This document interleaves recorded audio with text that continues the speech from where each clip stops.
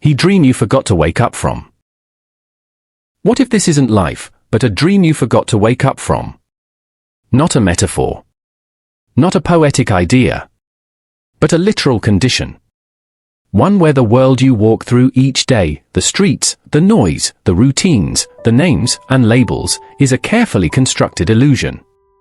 And you, like billions of others, are inside it. Functioning. Reacting. Moving. But not quite awake. Look around.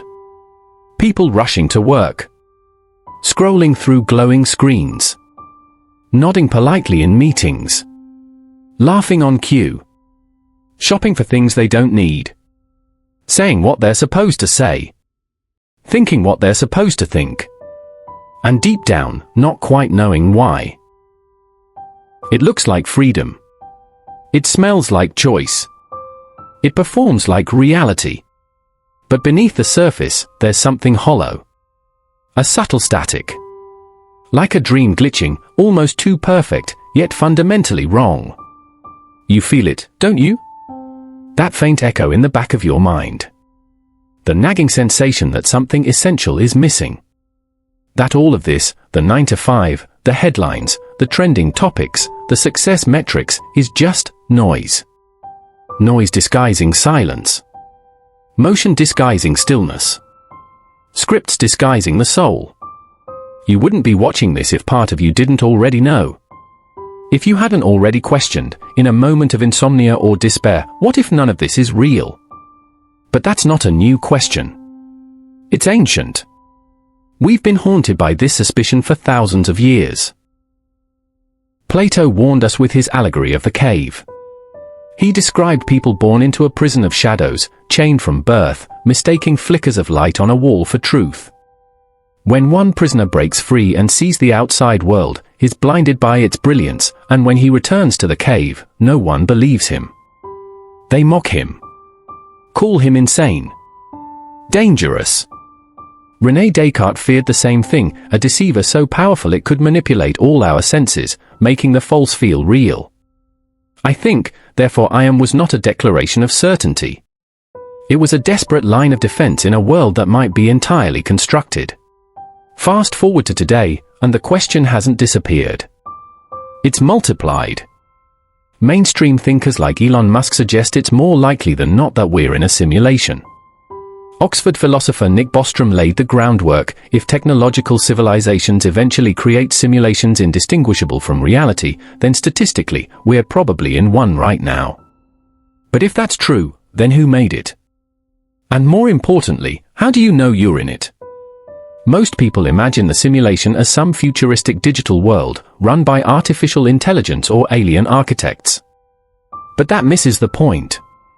The real simulation isn't built of pixels or code. It's built of belief.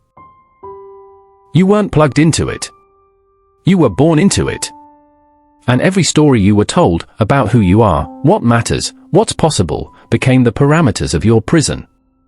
You were named. Schooled. Shaped. Rewarded for obedience.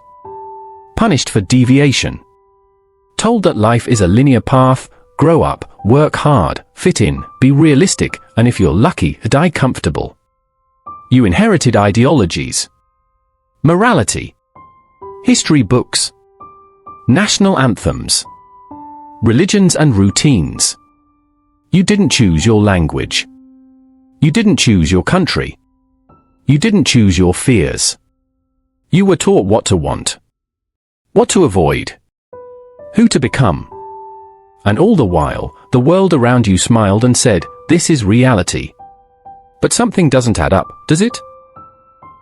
Because no matter how closely you follow the script, the feeling doesn't go away. That vague unease.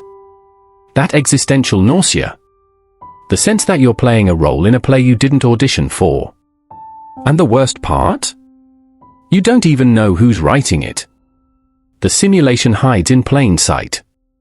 It looks like the workplace, the university, the newsfeed, the grocery store, the dating app. It's the smile you force when you're dying inside. It's the silence you swallow when the truth might cost you something. It's the life you built by accident, while waiting for the real one to begin. This isn't paranoia. This is awakening.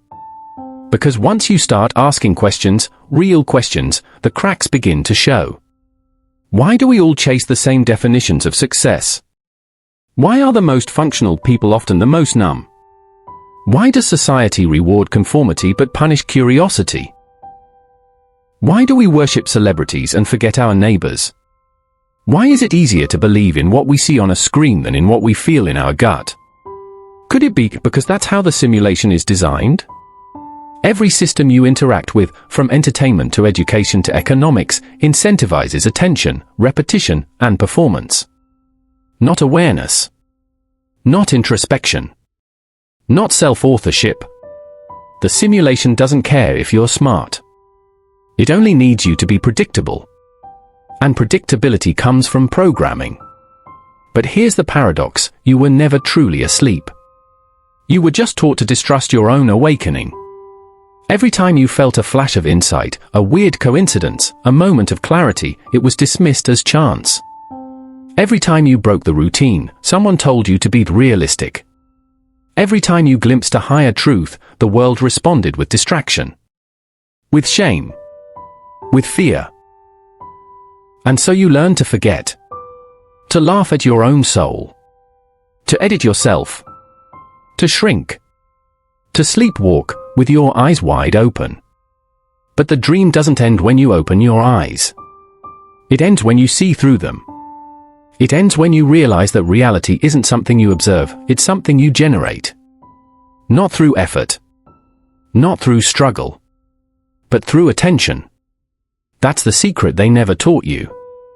The glitch in the code. The key you've had all along. Because what you call reality is responding to you. To your beliefs. To your assumptions. To your deepest conception of who you are and what is true. And the moment you change that, the simulation begins to unravel. But we're not there yet. First, we have to understand who built it. And why. Because the simulation you live in wasn't made by machines. It wasn't designed by some villain in the clouds. It was shaped by centuries of thought. By ancient myths. By invisible structures of control. And if you want to escape it, you'll have to unlearn the very world you thought was real. Keep going. You're not crazy. You're remembering. And the truth is just beginning to wake you up. Who built the simulation, from Matrix to Mind Trap? You were told the simulation was science fiction. A story for movies. A thought experiment. Something clever minds toy with in late-night philosophy debates. But the simulation is older than Silicon Valley. Older than electricity. It existed before computers ever did. Not as a system of machines, but as a system of meaning. Because the true architects of the simulation are not programmers. They are storytellers. And the first thing they encoded was your identity. Ancient mystics spoke of it. They didn't call it a simulation, they called it Maya. The great illusion. The belief that the material world was all there is.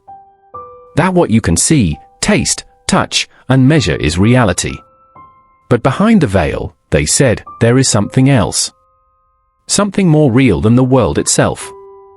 Buddhism calls it samsara, the endless cycle of death and rebirth, driven by ignorance and desire. The trap isn't physical. It's mental. You're not stuck in a place. You're stuck in a pattern. In Gnostic Christianity, the world wasn't created by a benevolent God. It was a prison, crafted by a lesser being, a demiurge, to keep divine sparks trapped in flesh. You are one of those sparks. But you forgot. You mistook your cage for a cathedral. Even Hermetic philosophy whispered the same idea, as above, so below. Meaning the outer world is just a reflection of the inner one. Change your mind, and the cosmos bends. All these teachings point to the same conclusion: what you experience as reality is not fixed. It's not objective. It's not solid. It is a projection, shaped by consciousness itself. But somehow, we buried this knowledge. we replaced ancient truths with systems, bureaucracies, ideologies, chains made of symbols. And in time, we learned to love the simulation, to defend it, even to die for it. The Enlightenment brought reason and logic, powerful tools, yes. But in the process, the inner world was dismissed as superstition. Only what could be measured was trusted. The soul was demoted to metaphor. Imagination became childish. Intuition became unreliable. Spiritual insight was cast out of the temple and replaced with data. The age of reason turned mystery into algorithm. And in doing so, we became blind to the very mechanisms shaping us. Enter the industrial age. A time of mass production, standardization, and mechanical precision. Human beings were no longer seen as sparks of divinity, they became workers, units of labor, economic inputs. The simulation evolved. It became more efficient, less personal, more invisible. Then came the information age. Screens replaced windows. Attention became currency. Language was optimized for brevity. Emotions were algorithmically harvested. Reality was reduced to trending narratives, and truth was outsourced to search engines. You didn't even notice when the code rewrote itself. Because it didn't look like tyranny. It looked like progress. This is how the simulation works, not by force, but by agreement. Not by cages, but by consensus. You're not told to obey. You're trained to believe. Believe in career paths. In college degrees. In news cycles. In status updates. In GDP. In fame. In followers. In the idea that your value comes from what you produce. That your worth is decided by how others respond. Every day, you log into the same illusion. Not with a password, but with your attention. Because attention is the fuel of the simulation. Where you place it becomes your world. And so the simulation doesn't need to enslave you. It only needs to keep you distracted. With fear. With noise. With performance. The Matrix warned us, and we clapped. We nodded, agreed, and went back to scrolling. Because it's one thing to understand the idea. It's another to see it, in real time, around you. Look closely. The system that educates you also limits your imagination. The system that informs you also tells you what to fear. The system that entertains you also trains your emotions. And the system that connects you slowly replaces your real connections with avatars. This isn't just manipulation. It's replication. The simulation doesn't show you reality. It reflects your most predictable self back at you, over and over, until you forget who you were before the loop began. And that's the most terrifying part. The simulation was not imposed on you. You were taught to construct it yourself. Through beliefs. Through repetition. Through identification. Every time you say this is just how life is, the code hardens. Every time you say people don't change, the loop resets. Every time you say, I am not enough, the simulation tightens around you like a net made of your own thoughts. But it's not unbreakable. Because just as it was built, word by word, belief by belief, it can be dismantled. The moment you stop playing your assigned role, the system shivers. The moment you stop seeking validation from the outside, the illusion begins to crack. The moment you realize that reality is not what happens to you, but what flows through you, the architecture begins to crumble. Because the simulation was never real in the way you thought. It was a mirror. A mimic. A rehearsal of your deepest assumptions. And those assumptions can be changed. But to do that, you need a different blueprint. A different way of seeing. And that's where the forbidden knowledge begins. A voice from the past. A teacher whose message was so radical, it was hidden in plain sight. Mocked, ignored, or misunderstood. He didn't warn you about the simulation. He told you how to exit it. And he didn't speak in code. He spoke in clarity, in simplicity, in dangerous truths that could rewrite your entire existence. His name was Neville Goddard. And everything the simulation fears begins with him. The architect within Neville Goddard's forbidden blueprint. He wasn't a scientist. He didn't wear a lab coat or speak in equations. He didn't belong to any university or any sanctioned circle of thought. He was an outsider. A mystic in a suit. A man who walked onto stages in the mid-20th century and said things that made people laugh, or walk out, or sit in stunned silence. Neville Goddard. A man who didn't just question the simulation, he dismantled it. Sentence by sentence. Assumption by assumption. He didn't offer religion. He offered revelation. A forbidden blueprint for how reality works, not as an external system to survive, but as a mirror of your own inner state. His core teaching? Imagination is the only reality. Not wishful thinking. Not fantasy. But imagination as the primal force of existence, the very structure behind what we call real. He taught that everything you experience, every event, every person, every moment, is a projection of your consciousness. The world doesn't shape your mind. Your mind shapes the world. He said, the world is yourself pushed out. And in that sentence, he undid centuries of programming. Because if that's true, then nothing is truly external. There are no victims, no enemies, no accidents. There is only the feedback loop between what you assume and what you see. He spoke of states, not emotional moods, but psychological identities. You are not your past. You are not your thoughts. You are not even your personality. You are the awareness choosing what state to occupy. And each state creates a different version of reality. Want to change the world? Don't fight it. Don't beg it. Don't chase it. Assume a new state as if it were already true, and watch the simulation recalibrate itself. He called this living in the end. To desire something is to confirm its absence. To imagine it as already yours is to create its existence. This was not positive thinking. This was spiritual warfare at the root level. Because the simulation runs on one rule, your outer world reflects your inner state. Not occasionally. Not sometimes. But always. And so if you walk through life believing you are powerless, broken, forgotten, the simulation agrees. It returns your signal. It shapes itself around your expectation. But if you shift deeply, quietly, without effort, into a new assumption of self, the loop breaks. Goddard didn't just teach this. He lived it.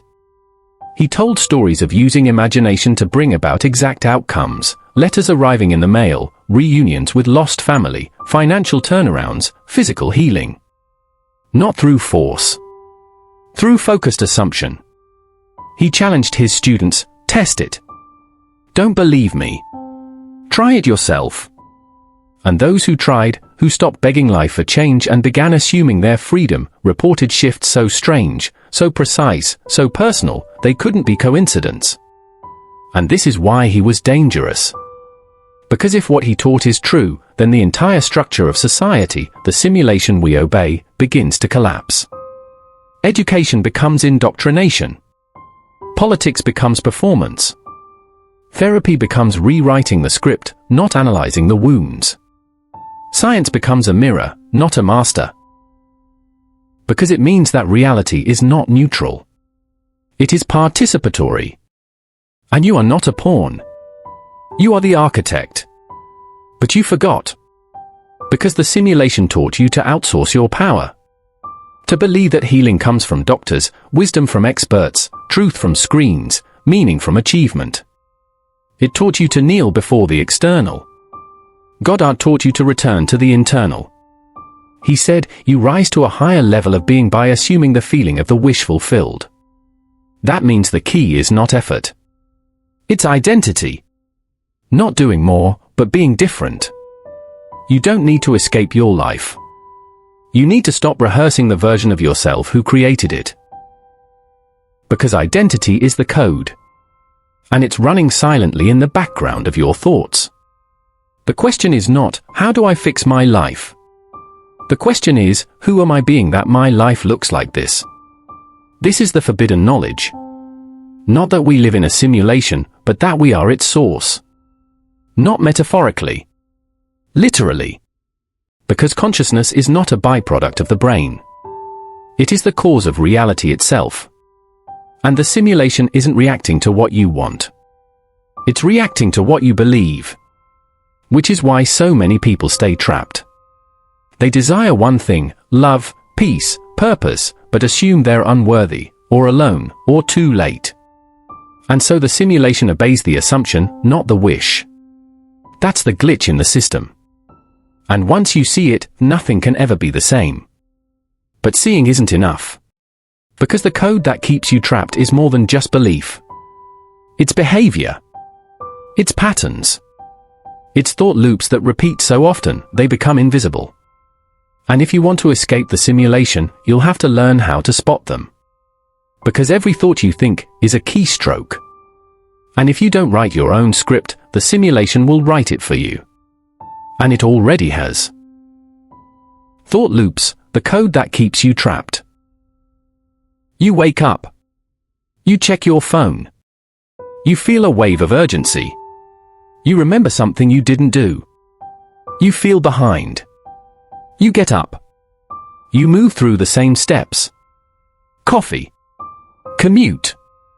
Small talk. You act like you're fine. You repeat what you did yesterday.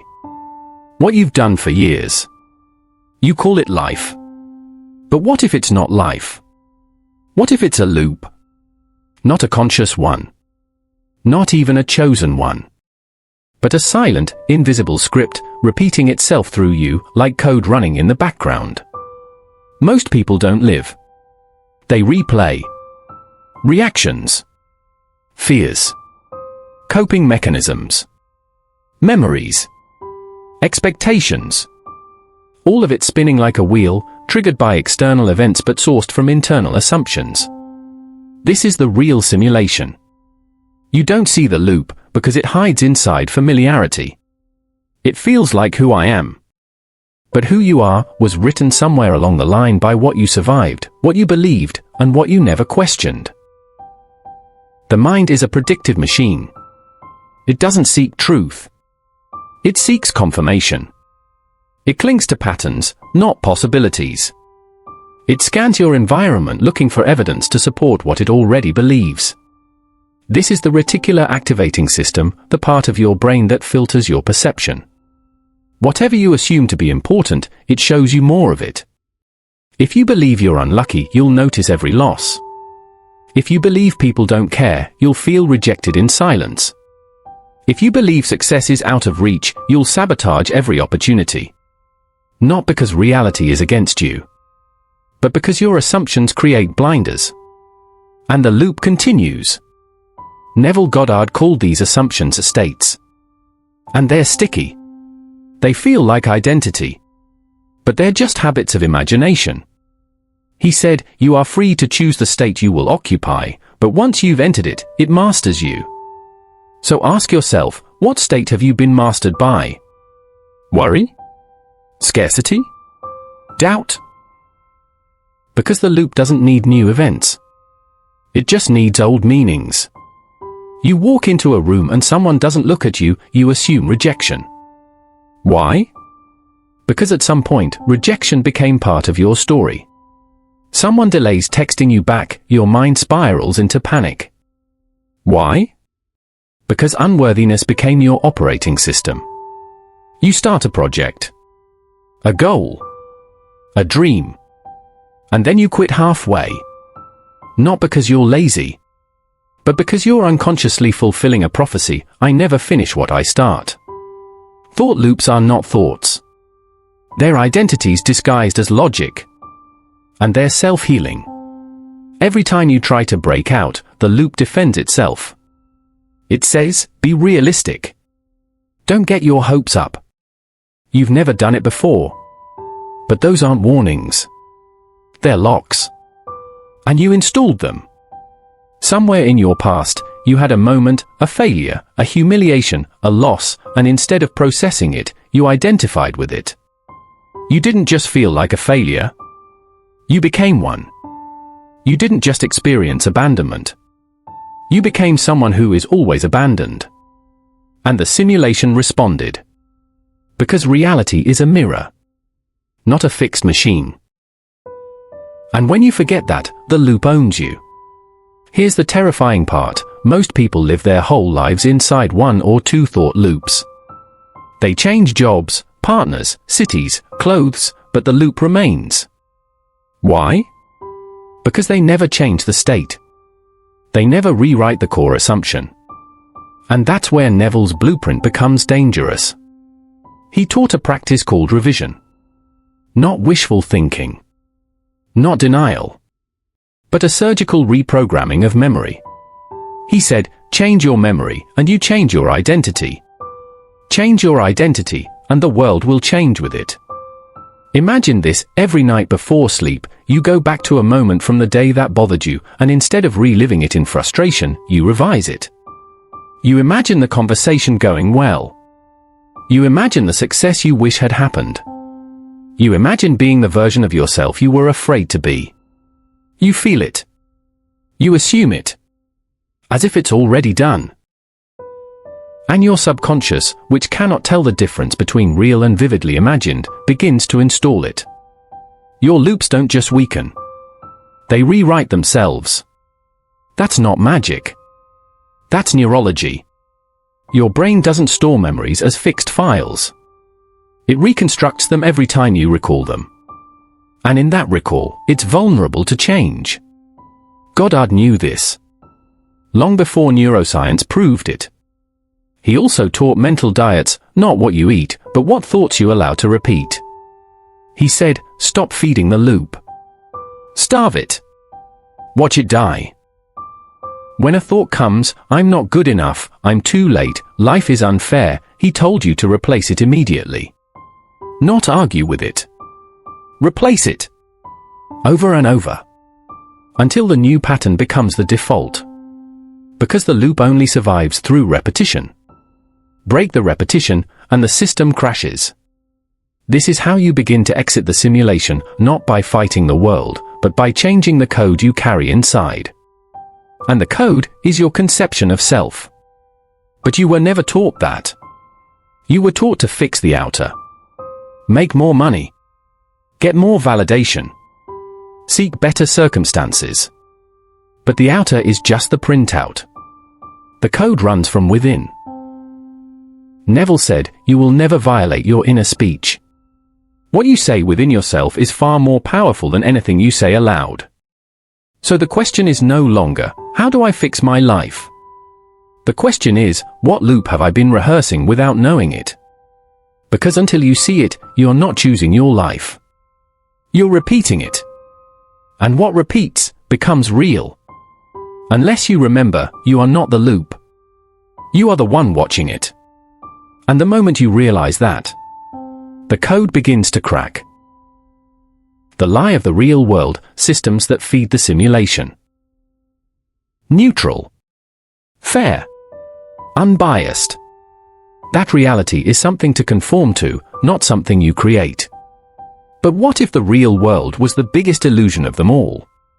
Because what you call real is just what you've been conditioned not to question. From the moment you were born, you were immersed in systems. Systems that told you what's valuable, what's possible, what's true. And they didn't do it with force. They did it with familiarity. With repetition. With praise and punishment.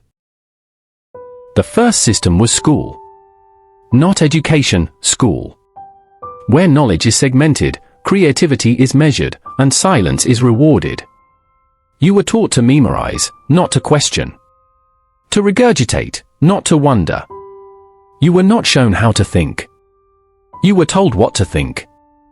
Grades became the measure of intelligence. Obedience became the measure of character. The bell told you when to speak, when to eat, when to stop thinking. The simulation wasn't introduced later. It started here. In neat rows and standardized tests. Then came media. The story machine. The dream factory. You grew up on images that defined beauty, success, fear, identity. The news didn't just inform, it framed. It told you what mattered. What didn't. Who the villain is. Who the hero is. What you should fear. What you should ignore. And beneath every story was a message: you are small. You are dependent. You are not safe on your own. The simulation feeds on emotion. But only certain kinds: fear, outrage, envy, scarcity. These keep you engaged. They keep you reactive. They keep you uncontrollable. You scroll through endless feeds, drowning in curated perfection, outrage headlines, dopamine loops. But what you don't realize is, the feed is not feeding you. It's feeding off you. Because every click, every like, every hesitation teaches the system who you are. Or rather, who it wants you to be. You don't surf the internet. You're shaped by it. You don't watch TV. It watches you. And this isn't a conspiracy. This is the design. As Edward Bernays, the father of modern propaganda, once said, the conscious and intelligent manipulation of the organized habits and opinions of the masses is an important element in democratic society. In other words, control perception and you control reality. Because if you can convince someone that they are powerless, you don't need to chain them. They'll build their own prison. Now add capitalism into the mix. An economic system that thrives not on needs, but on desire. Not on value, but on illusion. You are not a citizen in this system. You are a consumer. A data point. An attention unit. The simulation wants you productive enough to function, but insecure enough to obey. It whispers, you are not enough. But if you buy this, follow that, fix yourself, get more, maybe then.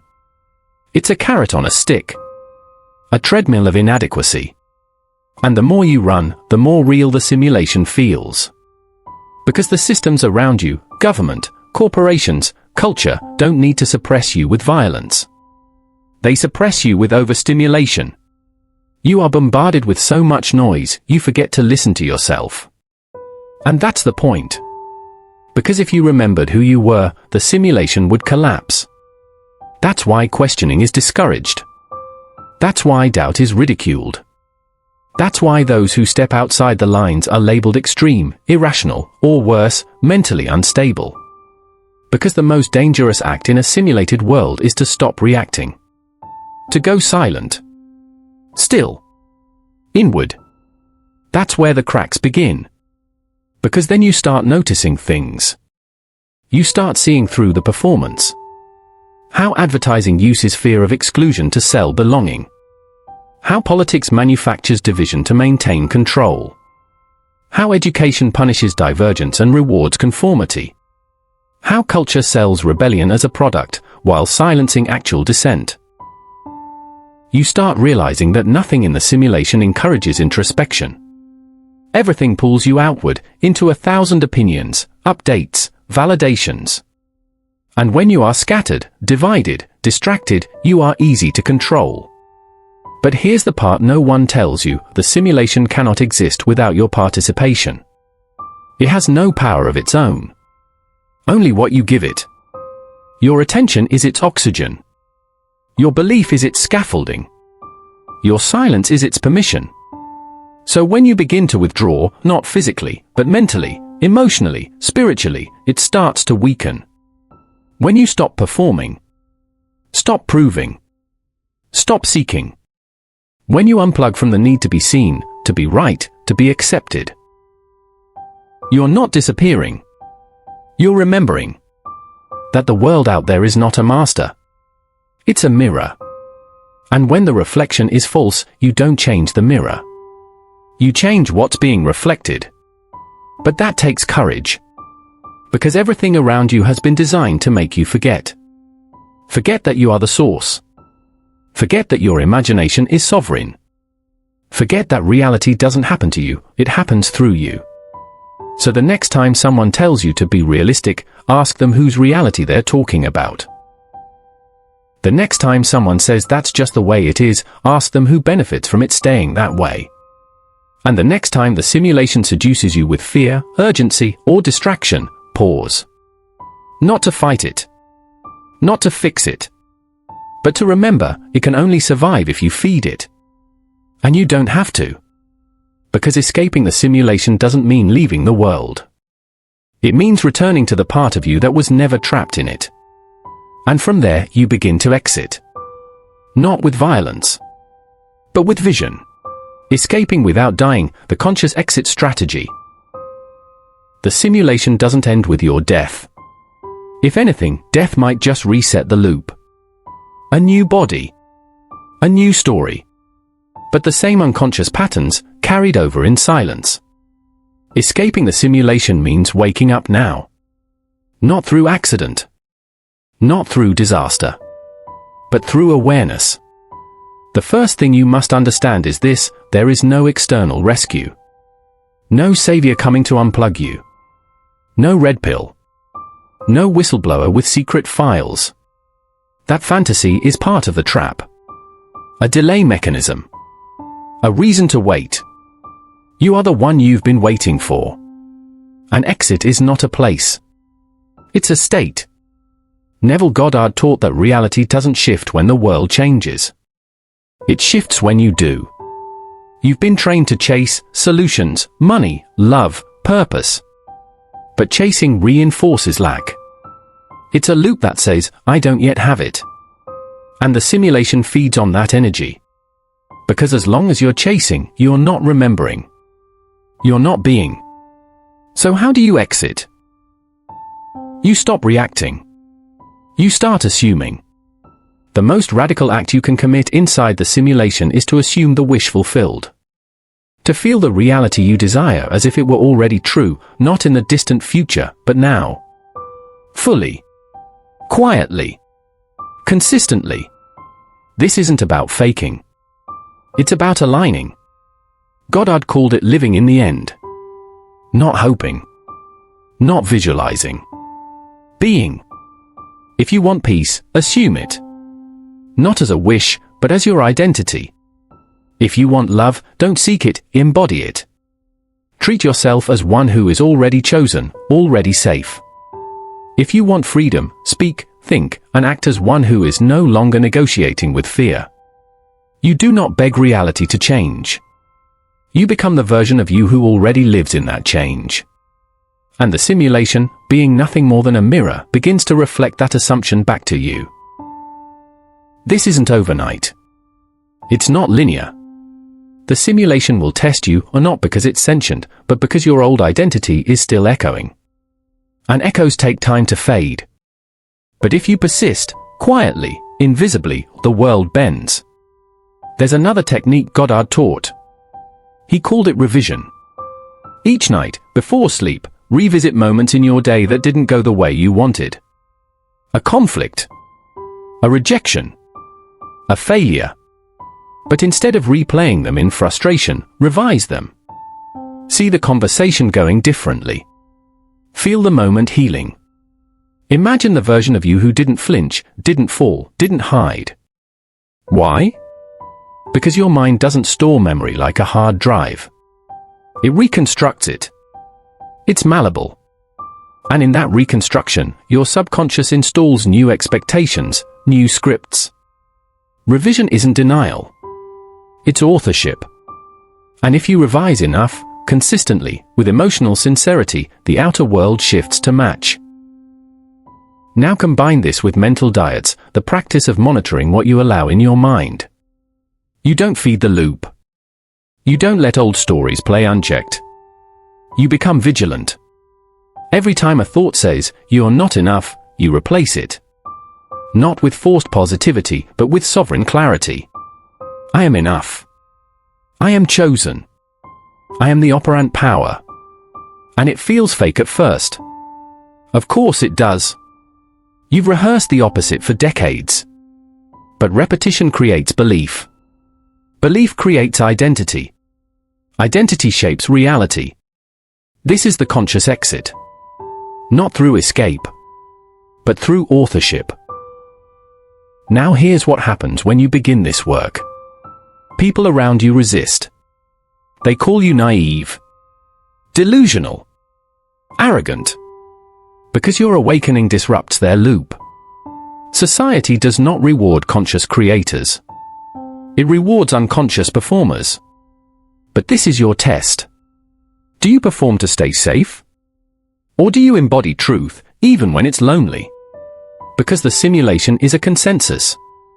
And the moment you stop agreeing, its grip begins to dissolve. You'll notice it first in small ways. A shift in how people treat you.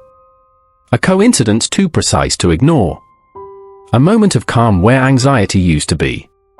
Then it grows. Patterns begin to break. Doors open. Resistance fades. Not because the world got easier, but because you did. You stopped being at war with yourself. You stopped seeking permission. You remembered, you are not the reflection. You are the light behind it. Escaping the simulation doesn't mean becoming untouchable. It means becoming unshakable. You still feel pain. But it no longer defines you. You still face challenge. But it no longer shrinks you. You still walk among the sleepers. But you no longer belong to the dream. This is the rebirth. Quiet. Invisible. Radiant.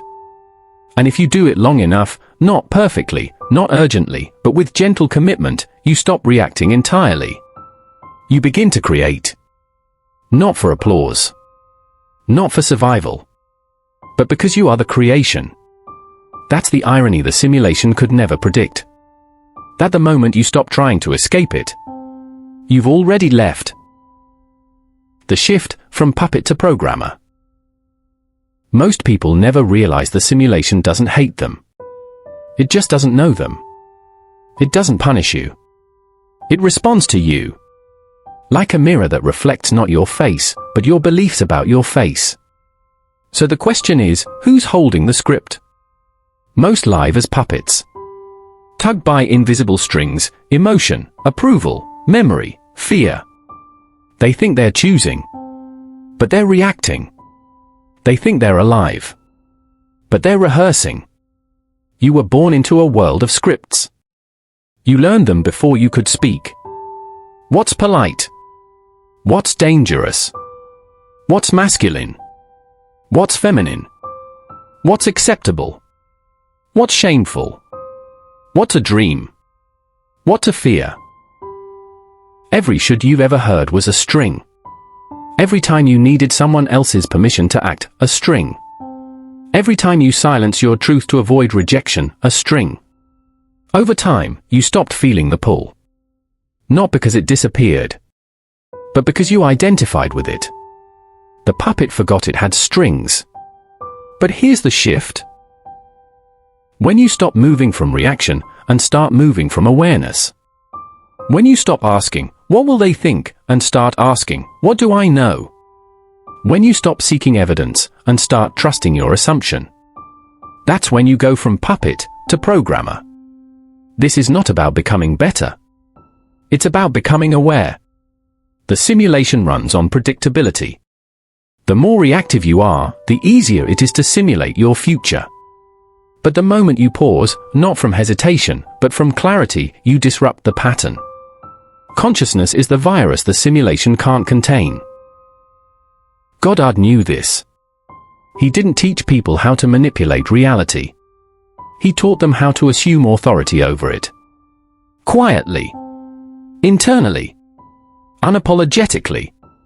Because the programmer doesn't beg the screen. He writes the code. This code is not made of numbers. It's made of assumptions. If you assume life is hard, it will be.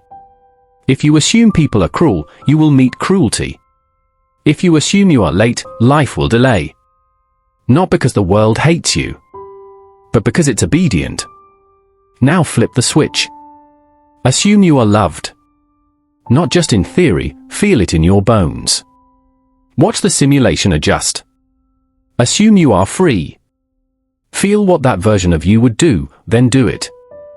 Assume you are already what you want to become, and you begin to act, speak, move from that identity. The world reflects not your effort, but your alignment.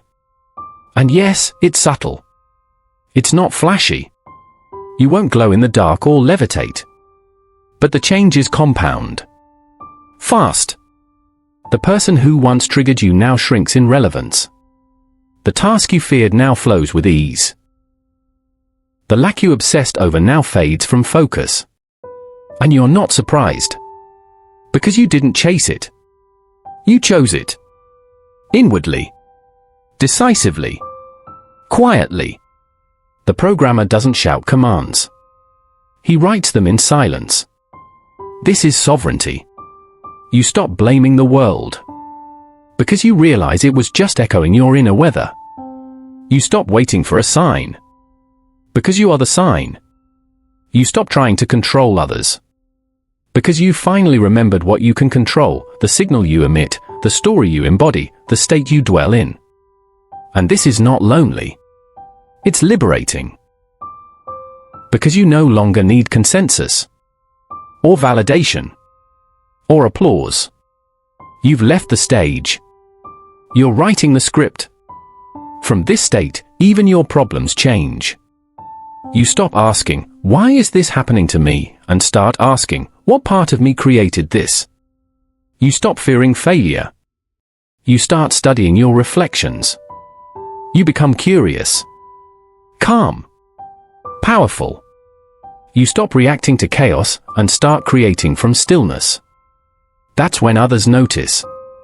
They say you've changed. You have. But not into someone new, into someone real.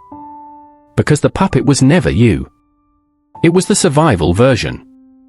You were the one behind it, observing, waiting, remembering. And now, you've returned. Not to impress. Not to escape. But to create. Not in rebellion, but in remembrance. Because the simulation was never your enemy. It was your canvas. And the brush was always in your hand. Epilogue, remembering the exit, the simulation doesn't want you to leave. Imagine a crowded room. Everyone's laughing, scrolling, performing, moving in perfect rhythm. The lights flicker. The music plays. Everyone claps on cue. You're in the room too. But something feels off. You look around and realize no one is actually speaking. The laughter is recorded. The smiles are rehearsed. The conversation is loops. You reach out to tap someone's shoulder, but your hand passes through. You try to speak, but the moment you do, the music gets louder. Not by accident. By design. Because the simulation doesn't want you to leave. Not out of malice. But because your presence fuels it. Your belief sustains it. Your participation holds it together. It has no will of its own. It's a reflection. And your forgetting is its foundation. It's not trying to trap you. It's trying to keep existing. And the moment you see it, truly see it, it begins to unravel. Not in some apocalyptic collapse. But in small, subtle, irreversible ways. You start walking through the world differently. You notice when someone is performing, and you don't join in. You notice the urge to argue, and you smile instead. You hear the old loops in your mind, and you don't follow them. You don't need to win anymore. Or be right. Or be seen. You've remembered something deeper than victory, you've remembered yourself. And in that remembering, the simulation loses its grip. You're still in the same place. But you're not of it anymore. You move with quiet power. You speak with calm authority. You choose with clarity. Because you're no longer reacting to shadows. You're no longer defending an identity that was programmed. You're creating from the center. Not trying to fix the world. Not trying to save it. But radiating a new one silently. And people feel it. They may not understand. But they notice something. They soften. They open.